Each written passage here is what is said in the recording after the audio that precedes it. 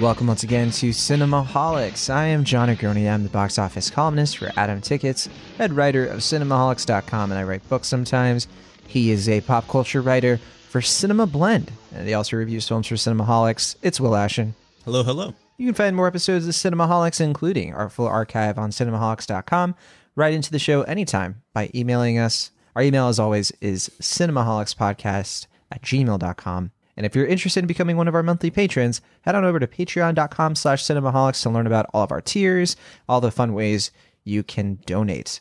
Got a big episode for you all. Hopefully it doesn't go by too fast, because we're going to be talking about Sonic the Hedgehog, and maybe we'll slow things down with the photograph. But then I think it's all going to go downhill from there. Right. To all the boys, P.S. I still love you.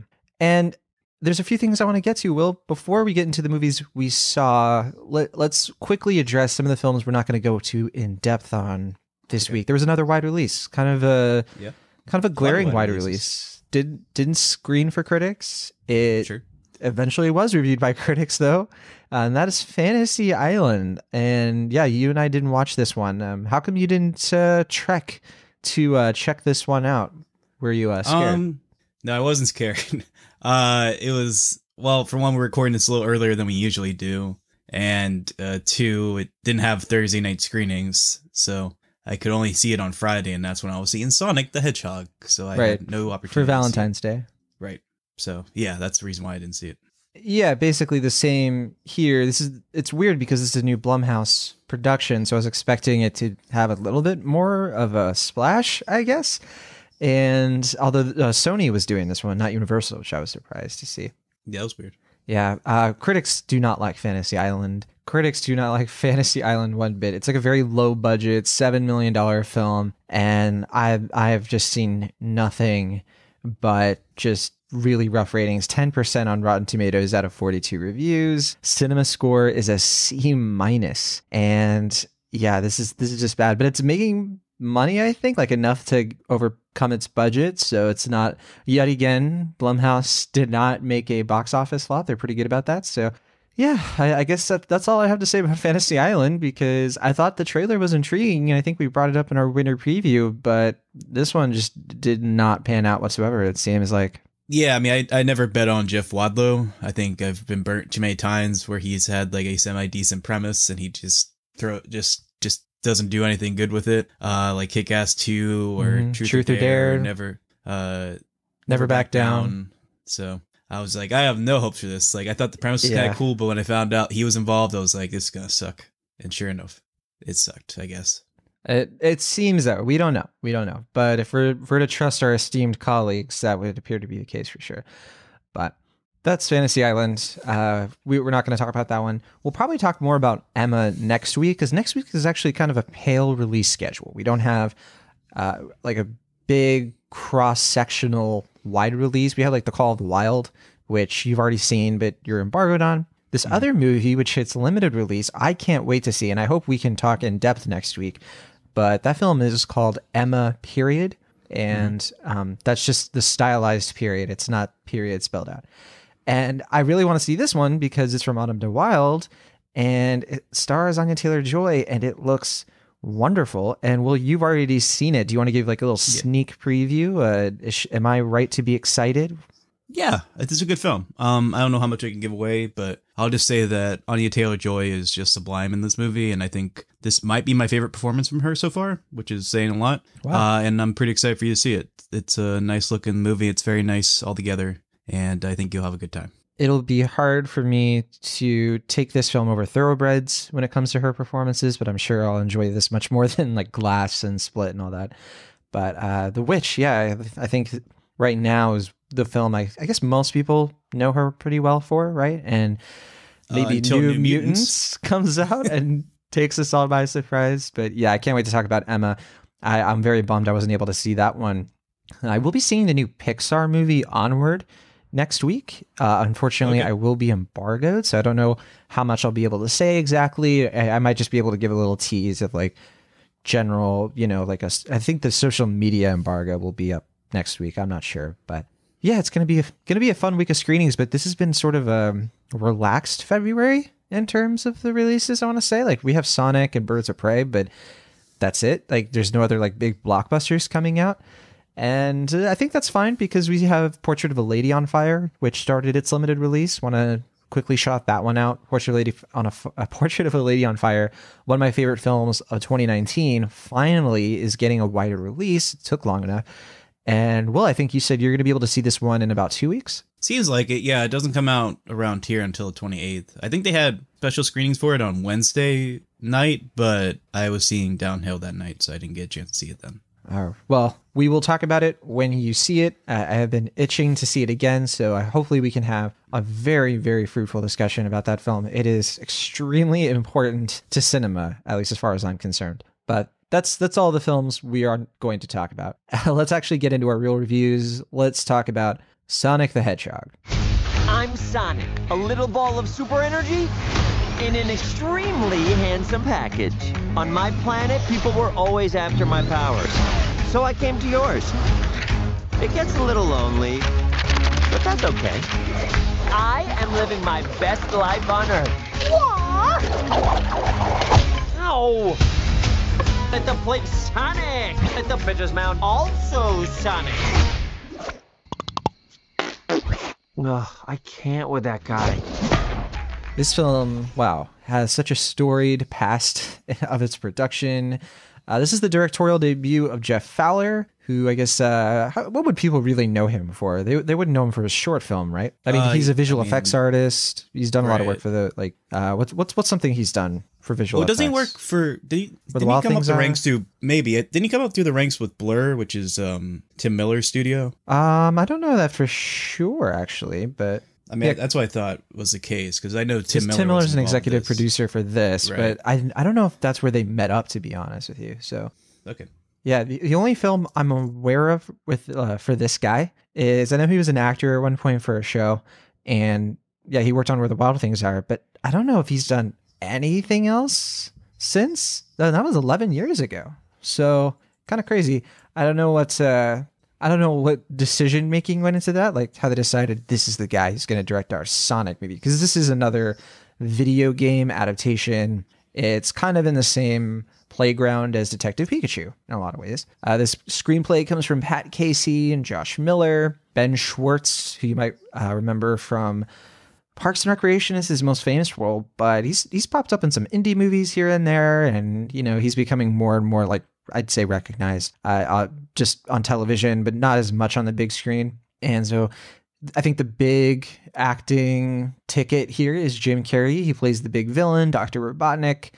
James Marsden plays the animated creature Driver, as always. This is kind of just up, as I said, hop all over again. Tika Sumpter as his wife, Adam Pally. Well, I don't know where to even start with this movie. It's Paramount. Paramount's trying to launch a new blockbuster.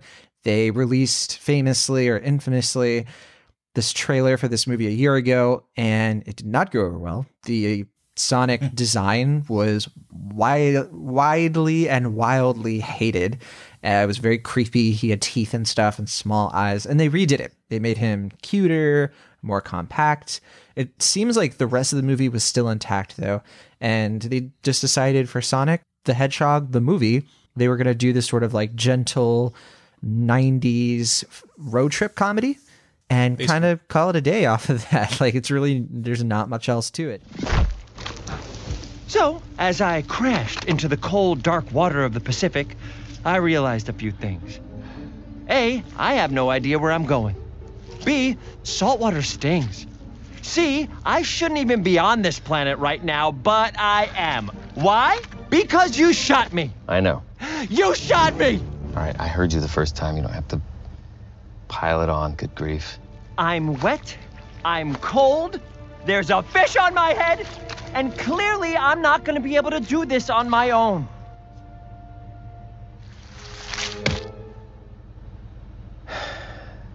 All right, get in the truck. Really? You're going to help me? I guess it is a little bit my fault that all this is happening to you. Not a little bit. Entirely. It is entirely your fault. It's entirely my fault. Are you coming? Yes. Road trip? Whoop whoop! What am I doing? What do you think? Do you like Sonic the Hedgehog? Did this hit your speed?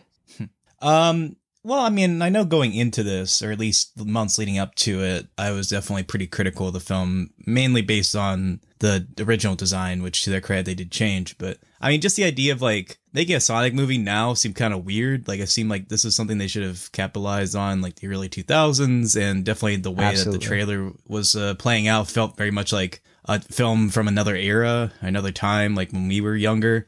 And I think that's going to play at some people's advantage, and to some extent it did to me as well. I mean, there's a lot of charm here, and I think it is a generally amusing film. Like, I wasn't ever bored watching it. I was pretty engaged throughout. There's enough, I mean, it moves at such a fast pace that you're pretty much able to not really be bored by anything at any point. But, I think it's one of those movies where, for me, it's like close to decent, and it's like most of the components are there to make this work, but the script isn't. And the script is like just such a generic, like bottom of the barrel, like run of the mill family movie with a popular character that, any chance this movie has to be pretty unique and fun gets hindered by a pretty clunky and lame script that throws out a lot of hit and miss jokes, probably more miss than hit. And like you said, just a kind of conventional story plot with a lot of like contrivances as far as and in tropes as far as how it gets to where it needs to go. And I mean, for me, just it felt very written to me in a way that a lot of movies aren't. Like I was very aware of the script throughout. Like I wasn't able to just watch this as a movie. I kept thinking about like how a movie was set up, like how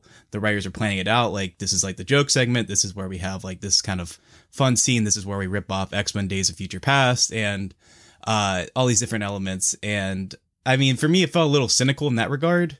And I think that prevented me from enjoying it in full. But I will admit that I like this more than I anticipated going in. And I think if they do end up making a sequel, which seems more likely than not at this point, I'm pretty game for it. Because if they just let Sonic be Sonic, which is where I think the movie often excels, I could see this being a lot of fun as a property. And I do think those moments tend to work for me more than not, where they just don't really try to like establish anything or have like different plot mechanics. It's just like Sonic basically being like a rambunctious 12-year-old kid, basically like Dash from The Incredibles as a blue hedgehog. I think those moments are a lot of fun, particularly like Jerry game segments where he's just like playing off himself. I really enjoyed, but I feel like there's a lot here that I like, but ultimately there's just not enough for me to say it's even decent. Just pretty much better than mediocre, but not by much. I think you're bearing the lead, Will Ash, and you forgot to tell the listeners that you're the one video game that you have context on for movie reviews. Well, not you the actually only played, one. Well,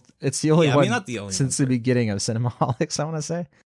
Sure. I mean, I do know Pokemon, so I knew Detective Pikachu and stuff. I didn't know that game specifically, but I knew those characters. Yeah, you didn't know the game. I think there's a big difference. Until they make a Mario Party movie, I think this is going to be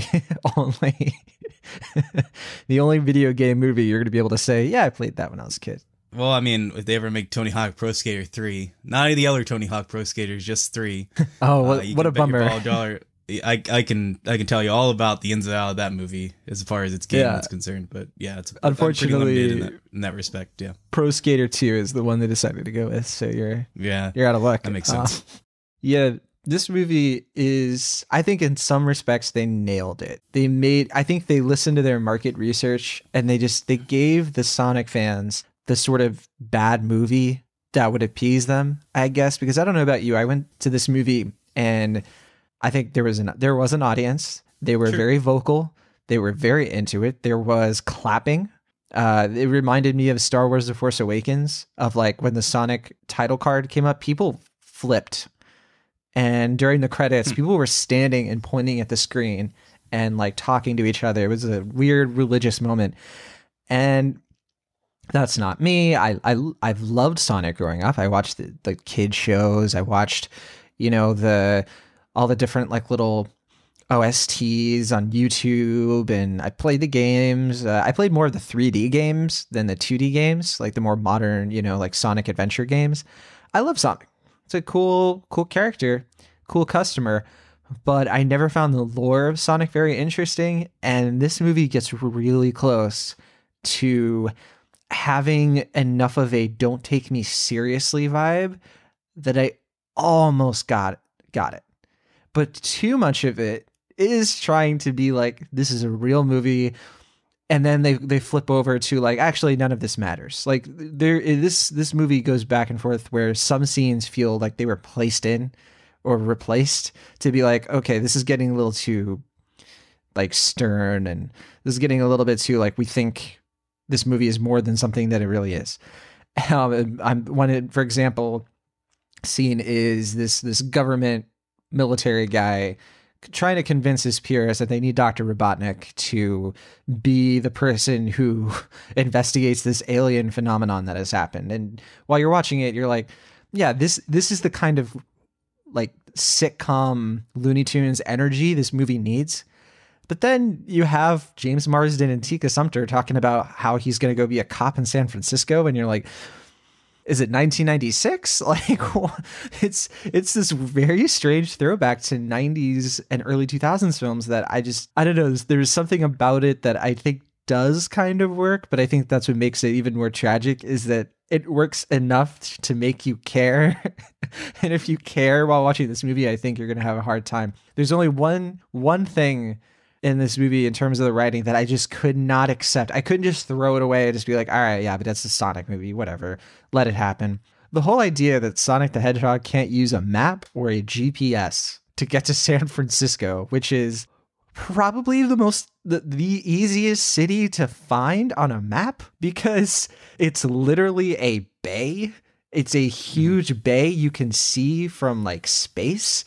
And I'm just like baffled by like Sonic needs to be driven. And it's almost like in one version of the film, like, is he doing this on purpose? Is it because he wants to spend more time with this human character? I don't know. It kind of is. I mean, he's established that he wants to make a friend. So true, but yeah. is he purposely prolonging the road trip to make this happen? That was something that it just wasn't clicking for me. And if that's the case, why wouldn't they reckon with it? I don't know. There's a lot of weird stuff in this movie. For some reason, that was the one I was hung up on. I mean, I think I was more hung up on his like point of reference for pop culture things, even though he's like basically a hermit in a cave with no TV or phone or anything, but he knows like what flossing is, and he knows what Uber is, and he knows. See, that makes sense to me. That makes a lot of sense to me, because if he's alone, he's absorbing pop culture all the time. I wanted more of that. He's watching movies, but like his point of reference is like, but he's like, there's like no kids in that town, so it's not like he's like aware of current things. Well, there's like, the I would internet. appreciate that, sort of, but he doesn't really have access to it as far as we can tell. But yeah, but he's super fast. Actually, he's probably, I don't know. I didn't find that hard to believe that he would be ingratiated with pop culture. I don't know. I mean, it's not what takes me out of the movie entirely. I just feel like Sounds like it was the straw that broke the camel's back for you. I think it would have been funnier and maybe more pointed if like his point of reference for things were like only like 80s and 90s and 2000 things. Like that's kind of what they do, like with like the Speed thing, and then like what was the other movie they reference? I forget what it was, but like I feel like if there's more like stuff like that would make sense. That would actually be kind of funny. But just like they have to appeal to the younger demographic, so it's like these random things that he like would only sort of know about, but maybe not really in this context and setting. But that's a minor nitpick in the scheme of things for me. Well, for me, I actually liked that he was not a fish out of water character. So we've been beating around what the story is, because the story doesn't really matter in this movie, honestly. But the idea is that he's an alien, and all of these creatures want to steal him for his power. And eventually, when he's like a little kid, he gets sent to Earth by his owl patriarch, which they're very random. Don't know where that character is from. Yeah, very random. They were like, we need an origin for Sonic. What's that movie from 10 years ago with the owls? The Legend of the Guardians? Yeah, owls, get one of those. Cool. Get those owls on the phone. Cast one ASAP. Yeah. But yeah, he lives on Earth for like years and years, and he's not a fish out of water. Like, he already understands Earth, and he's been around the block. And I do think there's something kind of interesting in the writing of like, he decides like his favorite place is this really slow town, which that was actually, I don't know if the movie was being nuanced there, or if it was just, I don't know, because there's like the wordplay, because it's called Green Hills, which is like a level in like the Sonic game and all of that. And is it really just because of the budget of this movie? They were like, we need to film this in Atlanta, and it'll take place in Montana, and that's way cheaper to like animate Sonic, kind of like Dash from The Incredibles, like in this greenery sort of location instead of cities and more complicated backdrops and all that? I think it's a mix of both, if I had to guess. Like it seemed like, yeah, like they didn't want to put him in like New York or something because that wouldn't really fit his character or his persona. I guess it could kind of, but It'd be another Smurfs. right, it would be another Smurfs. Which, I mean, like, I hate this trope of like, let's take a character and like show like their world for 5 minutes that we establish and know and love from this property, and then put them into our world. It's like I don't care about our world. I spent enough time in this one. I want to go to Sonic Land. Yeah. That's why I pay to see the movie Sonic. Yeah. I want to go to Sonic Land. But I think this movie does it a little better than like you said, like Smurfs and other ones where it's less like, those movies have like nothing to offer, and then they just go to our world and it's like, well, this sucks even more. And this one has like at least like few things where it makes it somewhat redeemable. But yeah, it's still a pet peeve of mine, I have to say. I'm a little sad that Paul Rudd wasn't the main cop guy. He originally. I'm pretty was sure in they talks. wanted Paul Rudd. They did, yeah, because he's yeah. written like Paul Rudd, right? And, Right. No, they Yeah. got James Marsden, and we can talk about the writing in terms of like, what do you think of Sonic himself, and do you think this is an annoying character and all that? But first, we got to talk about Jim Carrey here. Our guy Carrey, he's come a long way. He kind of went back in time to some of his wackier performances. It's been a long time since we've seen Ace Yeah. Ventura, Pet Detective, Jim Carrey kind of hamming it up. He's done a lot of more serious roles instead lately. It kind of reminded me more of like, it was like a mix of like Ace Ventura and The Grinch. Jim Carrey, I guess. Like it was like a mix of those two for me. But yeah, it's been a while. It's been nearly, I guess, like 2 decades in that regard since we've had this type of Jim Carrey in a movie, and it did feel like that felt like a genuine blast from the past in that regard. I saw more Cable Guy than I did Grinch. Just this like, Okay. I think because of the darkness 'Cause he of evil? his character. Yeah. yeah. I thought he was entertaining in this. I thought he was wacky, and the only laughs I had in this film were from him. So I guess that's a good thing, sure. But Okay. in terms of like the back and forth between him and Sonic and James Marsden, I got to be honest, I just did not really. I wasn't invested really in like Sure. any of this. I think this movie it's plain bad, but it's bad in an almost lovable way, to the point where I think some people are going to watch it and get plenty out of it. Like, people are going to grow up who are younger, teenagers, preteens, maybe even younger than that. They're going to love Sonic, and they're going to love the Sonic movie. And in 15, 20 years, there's going to be something where somebody's like, remember the Sonic movie? And remember how weird it was? And they're going to be like, oh man, it was kind of weird. I never thought of it that way. And you and I are going to be old farts just kind of being like, yeah, we know. Like, it was Sonic. It was kind of bad. I mean, it's funny you say that because, like, I'm a broken record when I say this at this point, but I was thinking of, like, a future, like, whatever the future equivalent of A Ogre Tits Ogre is going to be, they'll probably cover this movie on a season, and I could see them having kind of a similar reaction to what we're having right now with Scooby-Doo, where it's just like, yeah, some things this is pretty fun, and it gets the characters right, and some things are just not right at all, or lame or stupid. That was an unintended plug, I guess, for season 4. But, yeah, it's just, I mean, I get what you mean. Yeah, it's like, it does feel like that kind of movie, like that early 2000 family kids film that, in some respects is out the door. In some respects we're kind of getting more of recently, weirdly, like with this and Doolittle and a couple others. But yeah, I'd have to say the only thing I had to push back on as far as what you said are, well, for one, I wouldn't go as far as to say it's bad. To me, it's just like a tolerably mediocre movie that has a bad script. Like, I think the rest of it is fine.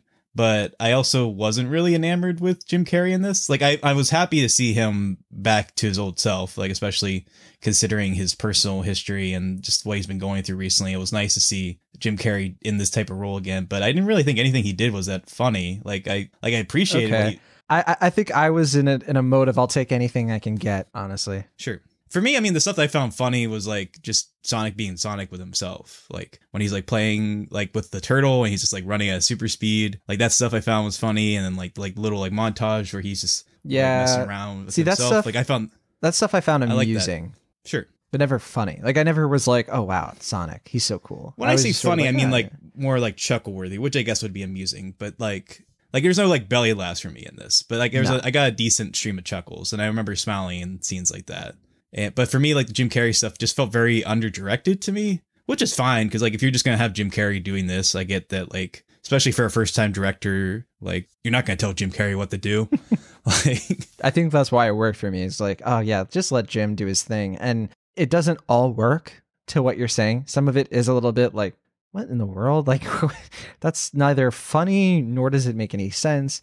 But then there's some other things he does in this. The way he treats his like main henchman, for example, is I thought that was actually funny. There was like humor in that. I just wanted them to kiss. There was so much palpable tension between them. I'm just like, why aren't they gonna kiss? And No, that's because what bothered me. well, Robotnik's keeping it him at arm's length. You know, he doesn't want to Sure. give his full affection so easily. I don't know. I mean, but like kind of borderline abusive. So it's like, if there's no romantic tension, I don't know what I'm getting from these two. I thought there was. I thought it was a very similar energy to last week's Birds of Prey with the two villains in Sure. that, honestly. That's why. No, it's funny. I was thinking that exact same thing. Yeah. I was like, this is like some weird. Like, I'm wondering what's gonna come next. I guess there's not gonna be anything like that. And what's coming out next week? Well, Call of the there might Wild. be a little bit, I guess, in Call of the Wild. I can't say anything more than that. But yeah, I guess there is this weird trend. Maybe, well, you know, Wonder Woman is supposed to have some villains who might be maybe not, I think it will be implied like bisexual or something like that with like Kristen Wiig and I don't know. Maybe. Yeah, well, it is a weird yet surprising trend that I guess I like. I mean, it's fun, it's different, I guess, but I mean, I just wanted them to kiss. That's all I wanted, I guess, from these two villains, but that's a whole other matter, I suppose. Oh, I'm sorry you didn't get what you wanted. I Sure. feel the same way in general with this movie. I don't know. I don't It's a even know weird what segue, but I honestly, I don't know what I wanted from this movie. I don't think I expected much, and I still was kind of disappointed in some ways. But it's not. Yeah, when I say bad, I'm not saying it's a bad movie in terms of like it's an insult. I think it's bad because it's mediocre and because there's just nothing original in it. It's kind of like what you were saying. Like it literally steals the Quicksilver scene from X-Men. It has all of these cliches and tropes from all these different movies. There's just no there's no real energy to it. There's nothing authentic to this movie.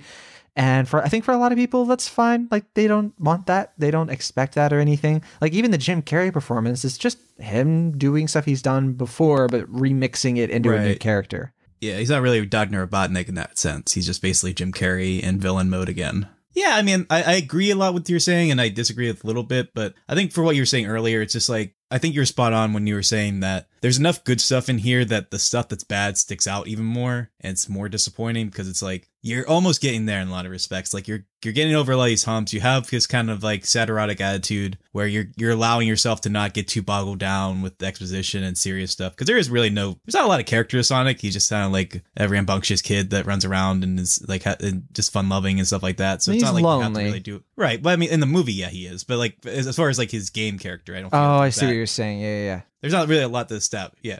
Like I get that the movie's like, we're just going to let Sonic be Sonic. Like we don't have to like develop too much. And I respect that. But I also think, like you said, like there's just so many bad jokes and bad puns and lame like gags in this and a lot of like trope heavy and cliche stuff that is just more frustrating because the stuff that works here is fairly enjoyable and surprising. So yeah, for me, it's a mixed bag. I would give it a high C+, I think, just because what I do like was ultimately enjoyable enough and better than I anticipated that I was willing to forgive a lot of his flaws. And I do think we didn't bring it up that I think Ben Schwartz does a good job as Sonic. Like I think he brings the right energy to it. And I think I agree with that. a lot of different voice actors would make this character a lot more annoying and irritating. And I think he gets the balance pretty well as far as like being kind of grating, but also fairly charming at the same time. And I think not a lot of actors could do that, but I think he was a good choice for it. And I so still yeah. think John Lovitz should have done the voice. John Lovitz, did he do it in one of the cartoons?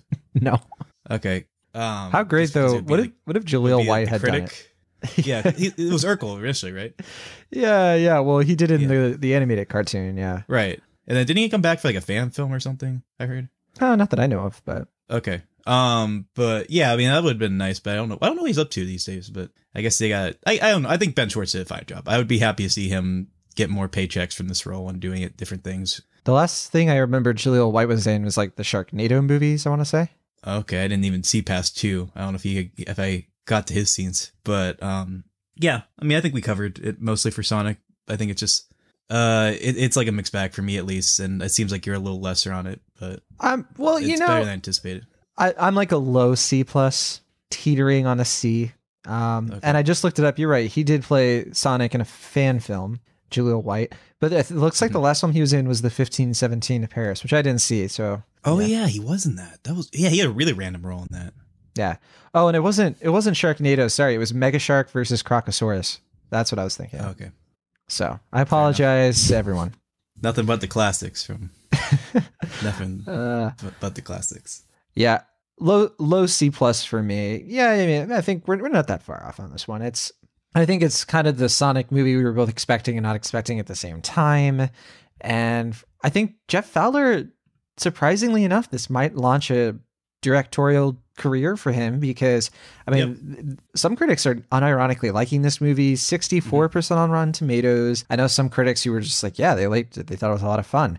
It has a cinema score of an A. I mean, yeah, people who wanted to go see this went and saw it this weekend.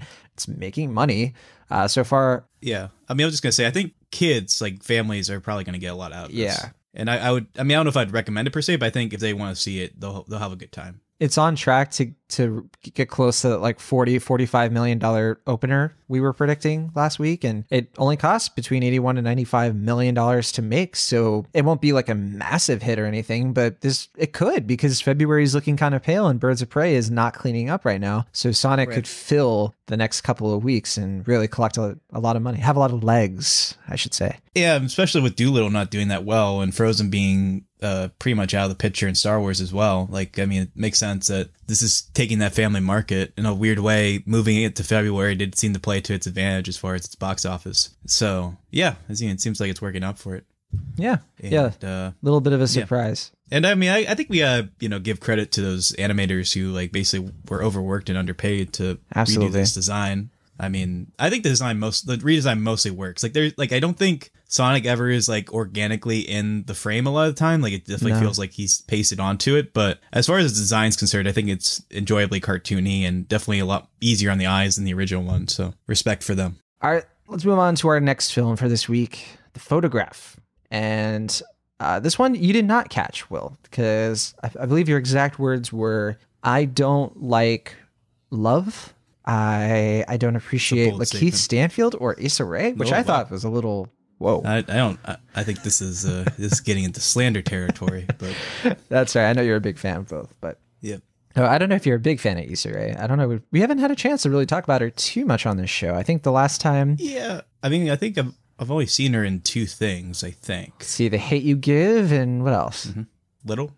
Oh yeah, that's right. Which I didn't see. So yeah, The Photograph though is definitely a bigger film for her. She's also going to be in that new film with Camille Nanjiani, The Lovebirds. Mm-hmm. But this one is The Photograph. It's the only wide release out this week in theaters. And it's the only wide release out in theaters that feels like a Valentine's Day movie, like a traditional one, at least in some respects. And this was directed by Stella Meggy, who I'm not as familiar with some of the films she's done. I know Everything was one of her more recent films, and I think you saw that, right? Yeah, a couple of years ago, or a few years ago now. Yeah, that was like a Movie Pass movie or something, I want to say. Or it was one of the ones that they were promoting. I think that's right, yeah. Yeah, they were like, go see Everything. It has Jacob Batalon from Spider-Man. But yeah, so this film stars Lakeith Stanfield, who I think is one of our top actors right now. I think after Uncut Gems, after Knives Out, just in this last year, we've seen him in so many good things. And every time I see this guy pop up, I'm just like, this is one of our up and coming, like multiple Oscar nominated and winning actors. But this film's a little different energy for him. He gets to be a romantic co-lead. In this, he plays a reporter named Michael from New York, who is doing his story on the oil spill in Louisiana. But while he's interviewing local fishermen, he stumbles upon a totally different story about a mysterious woman who left their small town to become a photographer in New York. So he goes back home to follow the threads of this scoop, I guess. They never really explain like what he finds interesting about the story, but I guess it's kind of like a human interest piece. And he crosses paths with the woman's daughter, a strange daughter named May, played by Issa Rae. And right off the bat, the two of them immediately, like, they feel a huge spark of romance, and chemistry is just like dripping off the screen. You can really tell from the trailers. Whoever decided to cast these two leads, I mean, that could have been the idea for the movies. Like, well, what if Issa Rae and Lakeith Stanfield were in love? Okay, cool. Write the story. Like, write the story around that entire thing and make it as steamy as possible. And I think That to me at least feels like where the impetus for this movie comes from, because it kind of was written that way. It's like, well, like he's Stanfield, what if he was a reporter? You know what I mean? It's just like, it feels written in some respects, but not in a bad way. But yeah, so they have this sort of, I want to say clumsy, sometimes like socially awkward relationship that starts to blossom, but it's also very charming in a lot of respects. And over the course of the movie, we learn a lot more about May's mother through these flashbacks that in some sense are a little unnecessary. Like they sort of tease something that's kind of obvious. And, throughout this whole movie, I was waiting for all of these threads to come together. I was waiting for the movie to surprise me, but ultimately the plot is a bit flat and it's not as remarkable as a lot of these like ingredients. Because if you watch the trailer, I mean, you get a lot of the good stuff that this movie has. It has good performances. It has an interesting story. It's a good premise for romantic drama where in theory and on paper and all of that, like this should all be just working and like sweeping you up. It sets a really good mood. The atmosphere, it's palpable on a superficial level. It's very interesting and compelling. And you want this story to go deeper and you want this plot to just start moving and for things to happen. It never really does. Characters kind of float and wander and meander throughout the movie, and there's not a lot of character action. There's just a lot of character talking.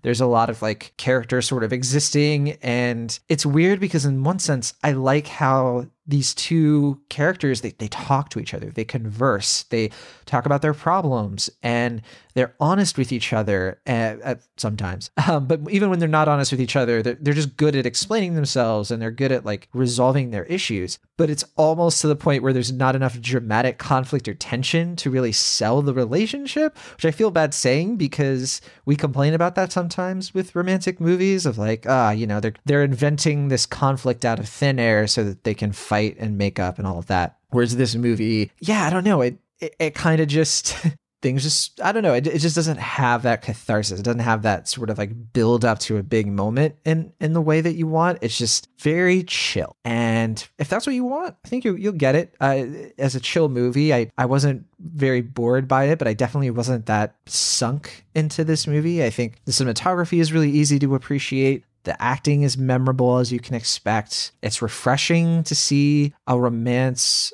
between black leads that doesn't make a bunch of drama out of black pain and racism. It revels in like the joy of their relationship instead. And I think I read on Twitter, somebody said something that was really on point. And I hate to not credit them 100% because I forget who said this exactly, but just somebody pointed out how it's easy to imitate the poetry of films like Moonlight and If Beale Street Could Talk, the Barry Jenkins films, obviously, but it's really hard to replicate that as a filmmaker. So nothing against Stella Meggy. I just think that she makes very corny, cheesy movies from what I can tell. And that's what this movie kind of is. But this movie's trying to be more than that. It's trying to come off as it's a little pretentious in some ways. It's just trying to be like, a big surprise of a movie that's really going to sweep you off your feet. And it's not. I mean, it's just kind of shallow when it comes to the writing. And it's one of those movies where when you look back on it, like you won't have a miserable time. But I just remember looking back and being like, what was the point of Kelvin Harrison Jr.'s character in this movie? Like, what did he add to it? What did he, because he's a great actor. And when you reflect on all of his scenes, you're like, I don't know, he didn't need to be there. Like his character didn't better the story. The same goes for Chelsea Peretti, who I think is like overcast here, like as a comedic character who doesn't do anything really. The only actor in here who I was like, okay, this character exists, has a purpose, is actually like a supportive figure, is Lil Rel Howery, who I loved in this. He was such a delight. He has a great back and forth with Teyonah Parris as like a husband and wife, and those scenes are very funny. They're very engaging. I'd say similarly, actually, Rob Morgan in here is great.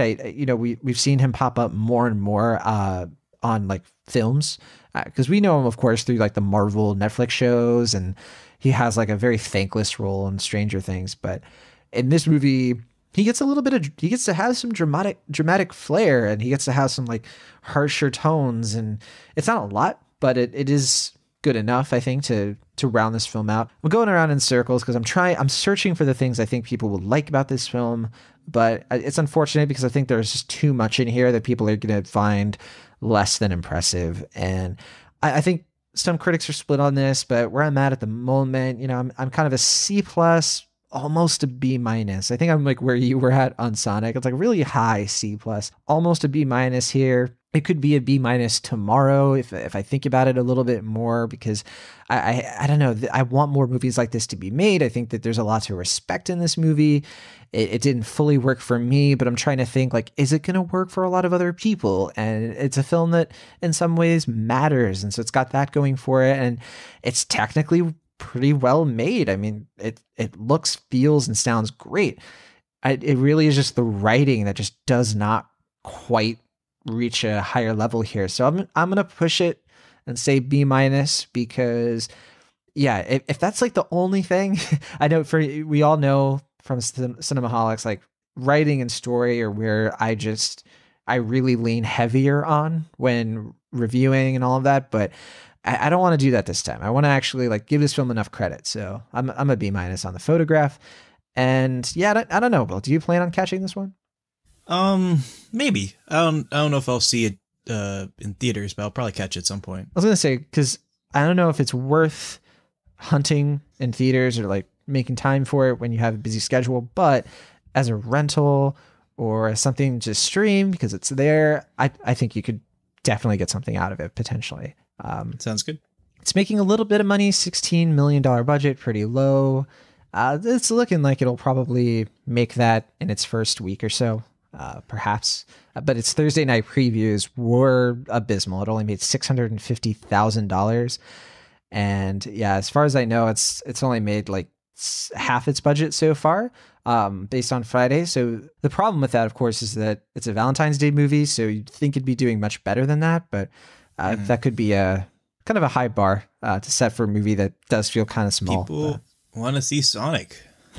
They're like, I could see one photograph, or I could see a bunch of photographs of Sonic. Yeah, I'm sure that was your reasoning for this one. Sure. All right, let's go to another. Well, I guess this one's not romantic, actually. Would you call it Downhill romantic, or like, is there romance in it? Romantic tension. Yeah, I guess. I don't know. I mean, it's not unromantic, but it's, yeah. I mean, I wouldn't call it a traditional romantic film in any certain respect. I already talked about this film when doing the whole Sundance thing, so a lot of you already know my opinion. So I'm going to turn it over to you, Will. Tell us about Downhill. This is the new film directed by Nat Faxon and Jim Rash. It's a remake of Force Majeure, which you actually just watched. And I want to hear you compare the two films a little bit, because I didn't do a lot of that. And what worked about this movie, what didn't work, all of that stuff. Yeah, I mean, I remember you were pretty mixed at best, I think, on the film, right? You thought it was... That was like a C plus or so. C+. Yeah. Yeah.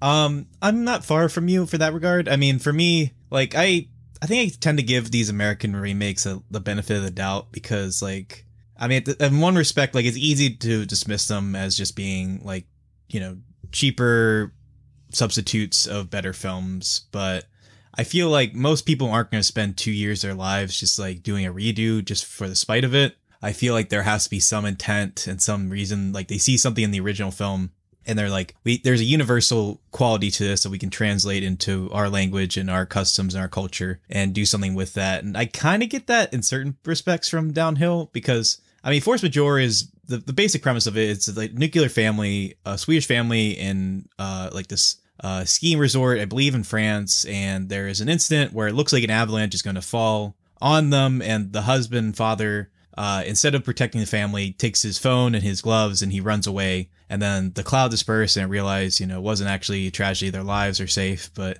it's apparent that, you know, like there's a different disaster going on where it's like they have to reconcile with the fact that in a moment of panic, he chose to be selfish as opposed to being a protector of his family and his wife. And so the movie for Force Majeure does that in a lot more like kind of realistic, grounded sense, where it's like the camera is pulled back a lot. Shots will play out in like one take for like 4 or 5 minutes. And we get this kind of like bottled in nuclear quality to it, where it almost feels like a little too real at times. But there's like this like dry wit to it that really like gives it a punch. And I really like Force Majeure a lot. I mean, I'm kind of bummed I didn't see it earlier, because I did enjoy his follow-up, The Square, when I saw it a few years ago. And I was curious to see his other stuff. And I think I'm really sold on his style now, especially seeing these two films. But this one, it's just very conventional by design. Like, I mean, it's Will Ferrell and Julia Louis-Dreyfus. I think Julia Louis-Dreyfus is a little better of the two here. I do appreciate that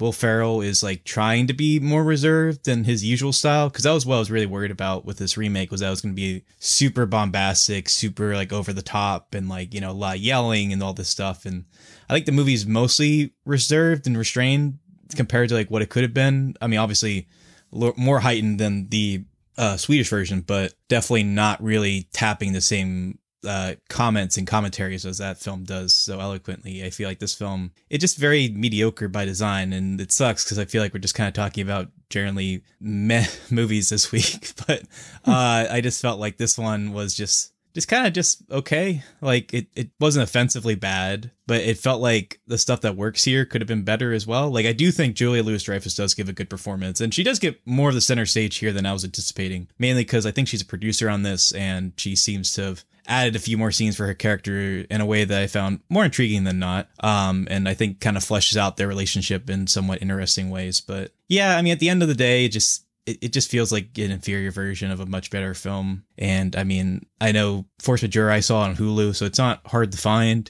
And I can't really in good conscience tell anybody to see this over Force Majeure, since it's so readily accessible and you don't have to go anywhere to see it. I think it just makes a lot more sense to see Force Majeure than what you can get from Downhill, which is at best like a fine rental, and not much more than that. And I feel like that's mostly where you were on it. You might have been a little more positive, but no, I might even be a little bit more negative, especially upon further reflection on this. Yeah, maybe. I mean, that's what I mean. Like, the more I think about it, it's more just like it's not incompetent in any particular way, but there's just not really anything that stands out to me. Like, right. I can't really take anything that like I thought was like significantly better than the original, or that I thought was like more intriguing. The only thing is just like they add a couple character beats that layers their characters a little bit more, but not in a way that's like better necessarily. It's just a little different. But I mean, I will say, I mean, you can tell it's Jim Rash and Nat Faxon. Like, I feel like it does feel like their movie. It doesn't feel like they're directors for hire here. Like, you can tell. That's almost in a like problem, though. I think Right, that you their think so? schmaltzy sensibility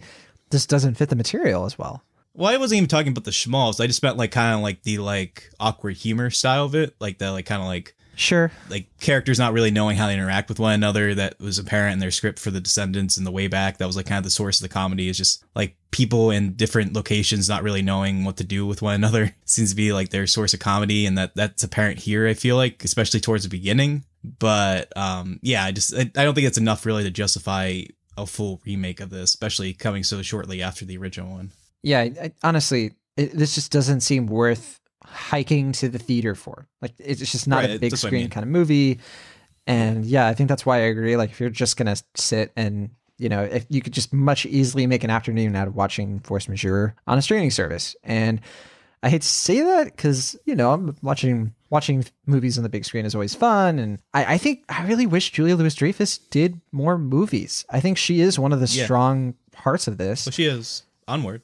Well, she's always like a voice, right? So she's been a voice in a bunch of Pixar films like this one and Bug's Life. And yeah, but she's never really gets to show her acting chops. Like, she was in Enough Said before this, but that was like 7 years ago. Right. I think I was trying to think back, like, what was the last movie I saw before this with Julia Louis-Dreyfus? I think it honestly was Enough Said. I don't think she's done anything since.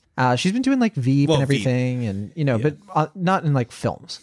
Right. And it's just, I don't know. I think it's a little bit of a bummer. Like, she's under recognized, I think, in some respects. I mean, she's consistently working, so it's not like she's unemployed. But I do agree that, like, if considering that we get so little of her on the big screen, she is clearly a good talent. Like, she always brings it, even the films that aren't particularly good, like this one. It's just a shame that, like, I mean, she obviously, like, she's a producer on this, so she saw like more than just like an acting gig out of this. Like, she wanted to really do something with this material and this character. But yeah, it just feels very mediocre, with the exception of her performance.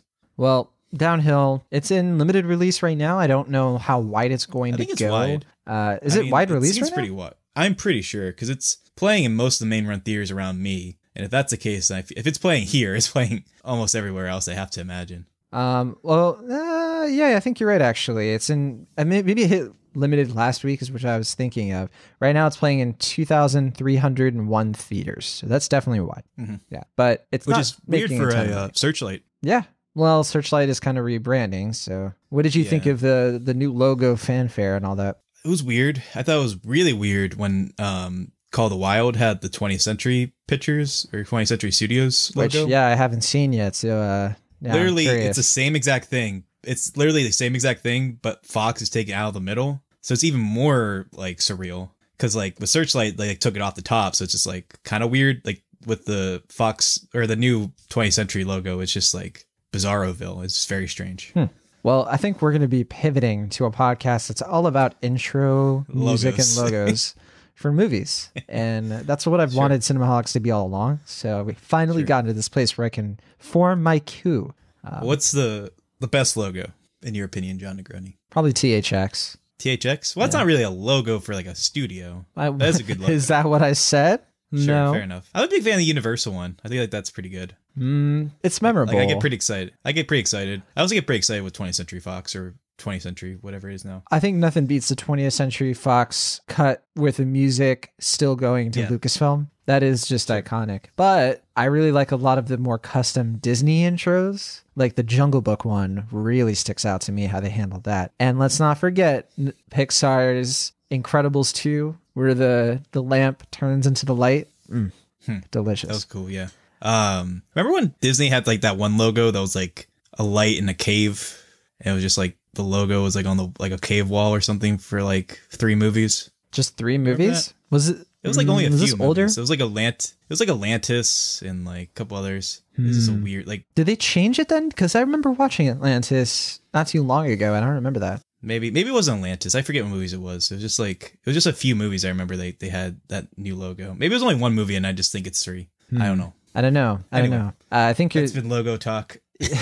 do we finish it? We weren't going to talk about the DreamWorks one? Okay. Sure. Yeah, I like DreamWorks logo. It's cool. It's fun. The little kid. I just want that kid. Like I hope he gets off that moon at some point. I think he's living his best like- life, honestly. You think so? I feel like he's kind of tortured. He's like, how many times do I have to pretend to throw? How many times do I have to pretend to catch his fish? It's like you You don't do know it he's many times pretending. every He's time. probably catching a fish during the movie and enjoying his lunch, and then you just don't see it. Fair enough. That's yeah. why he's always going back. Although he's getting kind of cocky. I remember recently because like now like that fishing reel like goes like 3D whoosh He's going. into. He's getting cocky now. He's like, I've been doing this for 23 years. Look what I can do. I love how you're armchair therapizing this moon DreamWorks boy. All right. That's downhill. And plus more. As you can see, this movie is so interesting. We stayed on topic. Sure. 44% on Rotten Tomatoes. Critics are pretty mixed. could say Negative on it. You could say our review went Uphill. uphill. There we go. Wow. Let's finish this out with our last review of the week, and that's To All the Boys. P.S. I Still Love You. Best film of 2020. It's in the running probably for best film of 2020 and 2019 and 2018. So at least if you're asking us, both you and me. It has to be in the bottom 10 for titles, though. That's a terrible title. It's so bad. To All the Boys. P.S. I Still Love You. Wow. I don't know. Could have easily just been number 2, All the Boys. It's so easy. I loved before. And you know they're not, for the fourth one, they're not going to even try the before to 4. No, To All the Boys I Love 3, 4. No. And then To All the Boys I Love B4. Yeah. I think this one's, And then- they're not going to Fast and Furious it, honestly. To All the Boys I Love 5. To All the Boys I Loved Before 2049. Sure. But this is the follow-up to the 2018 Netflix romantic comedy To All the Boys I Loved Before, which was an adaptation of I think it was 1 or 2 novels. I don't remember if it was like a series because I never it read was the 3 books or novels. anything. Was it 3 novels? I think. I know The book titles are the same as Okay. the movie titles. Okay. Well, these books are from Jenny Han, and I really loved All the Boys I Loved Before. I thought that was a really fun, flashy, good time. at Netflix.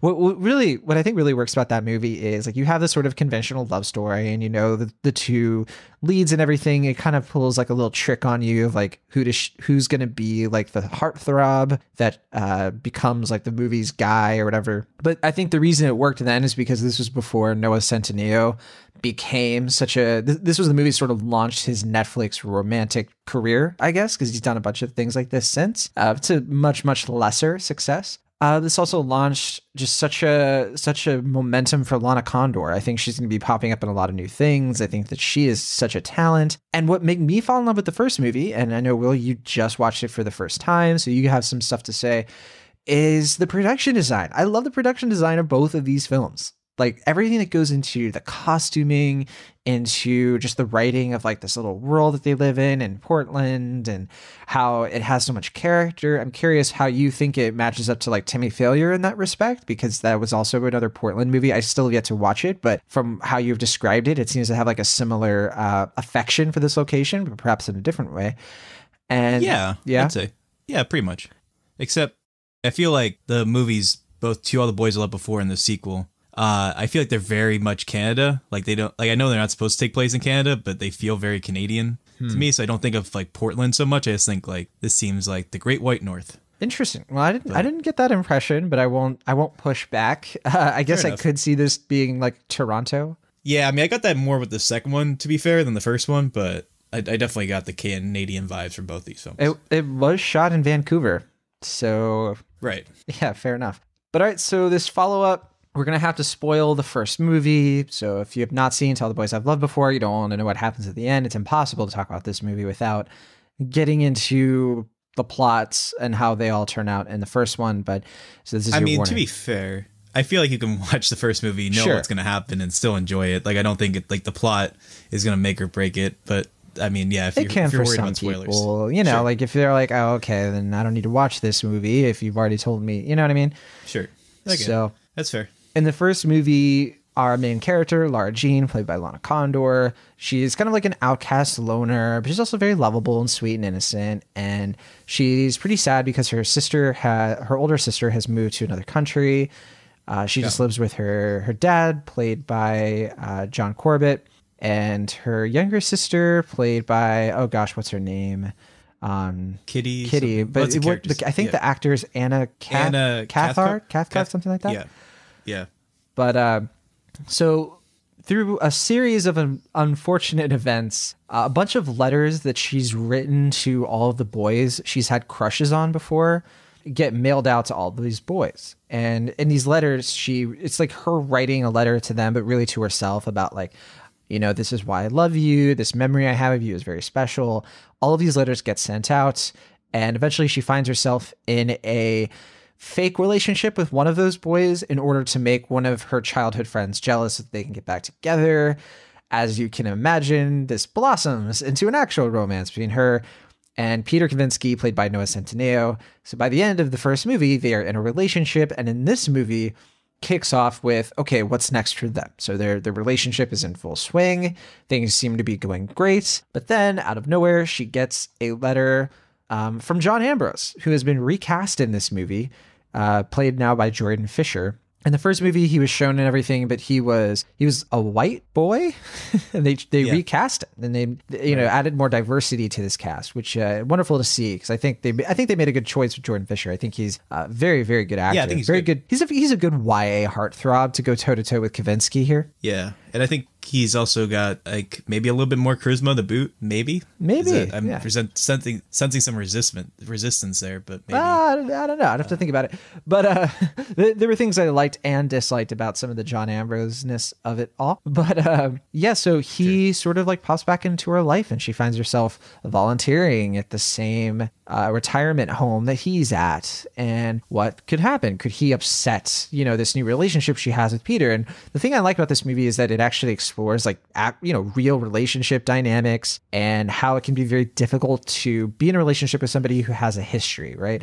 And how when you're with that person, you think of the people they were with before. And I think that's just both a clever and I think worthwhile message for a teen movie like this. I think it suffers from some of the same issues as the first movie, where it tends to take the teeth out of like high school a little bit too much. Like, okay, fine, there's a little bit of drinking, kids play like flip cup, but I don't know, the sanitized version of high school in this world is a little bit like, okay, like I think even 16-year-olds are gonna watch this and be like, are they like in 5th grade? Like, this seems a little Sure. Like more middle schoolish. A little bit. It feels a little bit more like she's not 16, she's 14 in some ways. Yeah, like I honestly thought when I was watching the first movie that she was in middle school, and then I was like, oh, this is high school.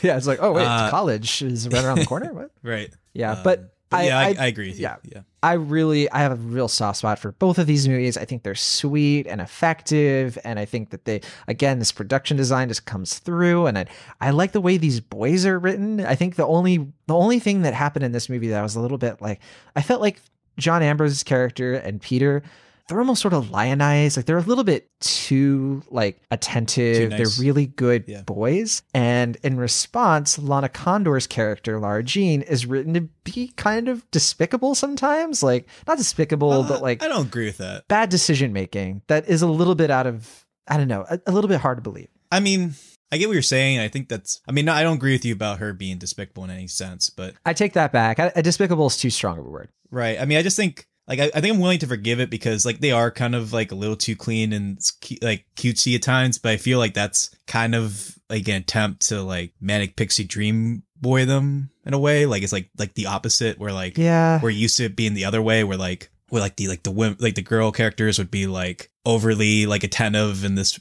regard, where they don't really feel human in that sense. And I feel like this is obviously a movie primarily for teenage girls, and I think it's meant to kind of be like cutesy and like over the top like that. And I feel like the first movie is a little better at capturing like the surrealist tone. Like, I think like there's like a little bit more distinction with the direction in the first movie, where it feels like it's intentionally a little bit like over the top, not fully so, but like it seems to be heightened in a sense where I was willing to forgive that sense of like, it doesn't feel totally realistic. Whereas like in this movie, it's played a little bit more straight. So it's a little more odd in that sense, but I agree with you for the most part for what you're saying. I guess that's the thing is like, if you're going to, and I agree with you fully of like, that seems to be the intent is, and that's a good thing to give these, give movies like this like a reason to like okay, so like the teen girls watching this can have an idea of like, this is how a guy should treat you, like this is how a guy should. I mean, it seems to be positive value, so I can't really get mad about it. So I'm fine with all of that. The thing that bothered me was that in order to still maintain like her being interesting and her like for the plot to advance, basically, they have to give her all of these flaws out of nowhere that I felt a little mean-spirited to this character. That felt a little bit like, yeah, there were moments where I was like, you're clearly in the wrong here and you don't need to be, because your character is so not this, you know, that your character is so much more rounded out than this or developed than this. And so there were some shortcuts I think they were taking to like make this interesting, because there is like that interesting like love triangle aspect of it, but the love triangle only exists because she has to do and make certain decisions that don't make a lot of sense for this character. So that's my main criticism. Other than that, I think the big strength of this movie is that it's really smart about how sometimes in relationships, it's not about the person you're with letting you down, or it's not about what they can do for you. It's a little bit of like what you bring to it and the things that are like bringing you down and hurting your relationship, I guess. Like, not to give things away, but really like with Peter and like how their relationship forms and rises and falls and all that stuff. I think a lot of the problems she's having, she has to figure it out for herself. She has to figure herself out. And there's some actual like honest dialogue in this movie about that, you know, gives her a chance to like figure out like, here's an issue that I'm facing. I need to go confront this person who's not in this relationship, and I need to resolve certain things so that I can be a better partner to this other person. And I'm like, this is actually good stuff for like teenagers, right? And at the same time, like you have lines where it's like, nobody in high school ends up together anyway. And you're like, you don't have to say that, movie. We know. So I like this movie. I think charming, and I think just as good as the first one. Yeah, I mean, like you mentioned earlier, I saw it just recently, like after years after the hype and people were talking about it on Twitter. So I was just able to look at like not so much as this like pop culture phenomenon, just like as like this cute little teen movie that got popular. And I agree with you. I think for the most part, the first movie is pretty charming. Like I don't think I liked it quite as much as you did, just based on how you've talked about it in the past and how affectionate you are for it. I think I agree with you that the performances from our lead actress and then the I mean, even Noah, what's his name? Noah Centineo. I mean, he's not like a great actor, but I think he fits the part pretty well. I think he does what's required of it. And like, and like you said, it has a nice sense of direction. Like it has like this vision that makes it stand out a little bit more than your typical high school film. And they both feel very cinematic, which kind of makes the idea of them being on Netflix a little disappointing, but I got to see the second one in a theater. So that was nice. I was able to kind of appreciate that, I guess, the more cinematic quality of it. So lucky. I was surprised by how well it translated to the theater. Like I thought it was going to be like watching a TV movie in theaters, but it actually, I mean, they did a nice job, I think, in that respect. But yeah, for me, I think the first movie kind of rides this line where part of it, like stuff I like is when it's kind of trying to subvert like the 80s tropes and like intentionally calling out movies like 16 Candles and things like that. And, kind of playing out like a little bit more drawn out, like acknowledging like those like comedy beats, but kind of playing them out in a little bit more subdued, emotionally resonant ways. Mm-hmm. And then the stuff I don't really like about the first movie is like the sitcom-y aspects. Perfect. What? No, sure. There's nothing wrong with it. No. Sorry, I'll stop. I mean, just like the kind of like sitcom beats and stuff. Like I don't really like anything like Kitty says, like just feels very like precocious and like horsing around kid, like Full House. Like I'm the kid character and I have something to say like this. That's too much, man. Yeah, that's what I mean. It's like, it feels very much like horsing around like Full House. Yeah, I mean, like and nothing against that actress. I think she's fine. It's just that like the way what you expect of her just feels like the kind of thing that like from shows I don't watch. But she's a bit better in the second film, I think. I think so. I mean, I also fear Kitty, so I don't want to say too much about anything bad about her. What's she gonna do to you? I don't know. You see what she did to her sister. I mean, what's she gonna do to me? Mm-hmm. I don't know. Yeah, she could get along with Amy from Little Women. Sure. Just like burn that novel you've been working on. Sure, exactly. I don't know. She loves her sister. She doesn't love me. What's she gonna do to me? I don't know. She's sweet. She does this like there's this like nice little subplot that kind of useless to the plot of the movie, but whatever, involving the dad and like he has a crush on like one of the neighbors and like Kitty gets to help. Doesn't go anywhere. It's just fun. It's cute. I think it's setting up the third film. I think there's going to be something to it in there, and I think with her like. I think there is something to like the absence of the mother and how that affects the development of these young girls. And I think we're probably going to see Margot in the next one and all that's going to come to a head. Like this feels like a second movie. Like I think a possible criticism is that it doesn't really end. It feels like, oh yeah, there's another one coming for sure. Like it's not finished here. But I think that kind of leads into what I like about this movie. Ultimately, I think I agree with you that they're like about the same. Like if you like the first one, you'll probably like this one to some extent. But I think I like this one a little bit more than the first one because of what you were kind of alluding to, which is that I felt like this movie wasn't so much based on like contrivances where it's like they have to do like this fake relationship and things like that. They're very like plotted. It's just them being in a relationship. Like obviously the stuff with John Ambrose to set it up feels like very like, contrived, and it's like they have to do like he comes back into her life. He's working at this place where she's working and stuff like that. But once it gets past that, it feels a lot more grounded and sincere, and it feels a little bit more believable in the relationships and dynamics in a way that, it's still kind of going for that cutesy schmaltzy quality, but it does feel like the performances are a little bit more honed in, and it feels like there's a little bit more relatability to it in that regard. And I had to push back. I mean, like I do agree, like the boys, they seem a little bit like they're like faultless to a fault at times. Like they're just like a little too squeaky clean, perfect. But I do feel like they are given a little bit more time to feel like characters, and like especially with Peter Kavinsky. Yeah, it feels like he's a little bit more fleshed out as a character in this one as opposed to the first one. They do get one scene too where you get to see them kind of be petty and jealous, and like there is a little bit more yeah. And I felt like that was more relatable and realistic, and it felt like that made me invest more into them as characters, which I appreciated more than the first film. So I mean, I think they're both about the same quality wise. I just think there's a little bit more I valued in this one as opposed to the first one. Yeah. Before I do want to get into spoilers because we have to discuss. Spoilers? Did she pick the right boy? I mean, we don't really need to get into spoilers. I think we do. So, but before okay, we fair enough. If you before we have did- stuff to say, I need to debate this with somebody. And you're the only other person I know who has seen it. I give the movie an A+. I just think it's perfect in every way, and all right. it's A+. it's wonderful, and I love it so much, and I want to see it all the time. No, I'm like a B minus on it. Probably more of like a pretty high B minus, I think. Almost a B, if not. Maybe it is just a B. It's in that zone. What about you? Yeah, I was right there between. I was between a B and a B minus. Like when I was out of the theater, when I got out of the theater, you know, I was pretty happy. It made me feel good. You know, I went to bed smiling at night, but like I haven't really thought about it much since then. Like it just has gone through my life, which I think is fine. Like it's a Netflix film. People watch it, enjoy it, and they probably won't think about it too much. And I think in that regard, it's not really substantive or important enough to really, I think, make it a B film for me, like a B or B plus. So I think I'm going to give it a high B minus for that respect. I think it's well done. You know, there's obviously stuff in it that's very cheesy and over the top, but for the most part, I think there's effort put into this to make it a little bit more grounded and believable and a little more emotionally resonant in a way that I really appreciated. And like you said, I think Lana Condor, is that her? Yeah. The actress's name? Yeah. I thought he really does a great job with this part, I think. And I also really appreciated the efforts that were put into here to make it have a little bit more Korean representation. I think that was really nice and sweet. I feel like you probably would agree with that as well.